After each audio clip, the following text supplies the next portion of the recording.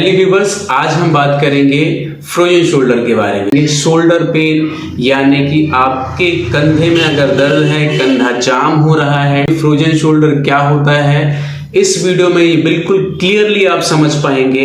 बिल्कुल आसान भाषा में साइंटिफिक तरीके से मैं आपको समझाऊंगा कि क्या होता है फ्रोजन शोल्डर और इसका एक्यूरेट ट्रीटमेंट क्या होगा। वैसे इसमें बहुत सारे लोग परेशान होते हैं, मेडिसिन अलग अलग टाइप के डॉक्टर्स को दिखाते हैं और उनको आराम नहीं आता है, तो इस वीडियो में वो चीज़ आप बिल्कुल क्लियरली समझ पाएंगे। सो चलते हैं हम अपनी वीडियो की तरफ।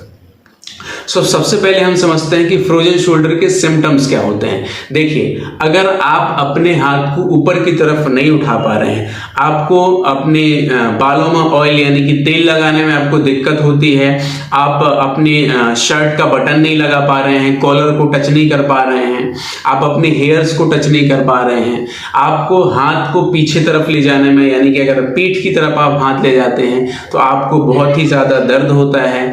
कई बार क्या होता है कि पेशेंट रात को सो नहीं पाते हैं। अगर आप बेड में सोने जाते हैं तो सिर्फ सोते समय ही आपको बहुत ज़्यादा दर्द होता है, काम करते समय आपको दर्द नहीं होता है। सो ये जो सारे सिम्टम्स हैं, ये सिम्टम्स होते हैं फ्रोजन शोल्डर के।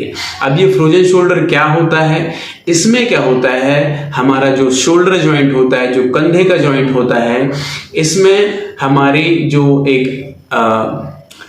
इसमें एक जॉइंट कैप्सूल होता है, यानी कि जो हमारी हाथ की हड्डी है और ये हमारे कंधे की हड्डी है, जिसको हम ह्यूमरस और स्कैपुला बोलते हैं, इन दोनों के जॉइंट को मेंटेन करने के लिए और इसके बीच में ल्यूब्रिकेशन को बनाए रखने के लिए एक जॉइंट कैप्सूल होता है। इस कैप्सूल का काम होता है कि हमारे जो जॉइंट के अंदर साइनोवियल फ्लूइड है, जो कि अंदर चिकनाहट प्रोवाइड करता है, सही मूवमेंट होने के लिए ये इसको मेंटेन करके रखता है, उसको बनाता रहता है। तो ये नॉर्मली क्या होता है, ये बहुत ही ज़्यादा फ्लेक्सिबल होता है, जिसकी वजह से शोल्डर मूवमेंट नॉर्मल होता है। अब फ्रोजन शोल्डर के केस में क्या होता है, ये हमारा जॉइंट कैप्सूल है वो थिक हो जाता है, उसमें अंदर स्वेलिंग आ जाती है, कई बार इसमें फाइब्रोसिस होने की वजह से ये चिपक जाता है एक दूसरे से, इसके फाइबर जो हैं वो अच्छे से टाइट हो जाते हैं, जिसकी वजह से हमारे शोल्डर का मूवमेंट है वो रुकने लगता है। यही कंडीशन ज़्यादा लंबे समय तक होती है तो हमारी जो शोल्डर के आसपास की मांसपेशियां हैं, ये इनमें स्पाज्म डेवलप हो जाता है, ये मांसपेशियां टाइट हो जाती हैं, जिसकी वजह से पेशेंट अनेबल होता है हाथ को ऊपर उठाने में।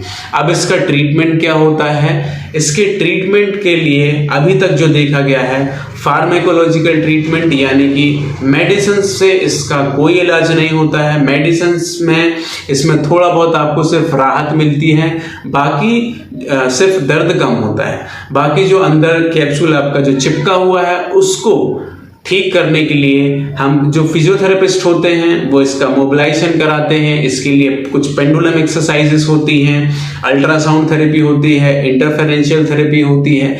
ये सारी चीज़ों का जब कॉम्बिनेशन होता है तो इसके बहुत ही अच्छे रिजल्ट्स मिलते हैं।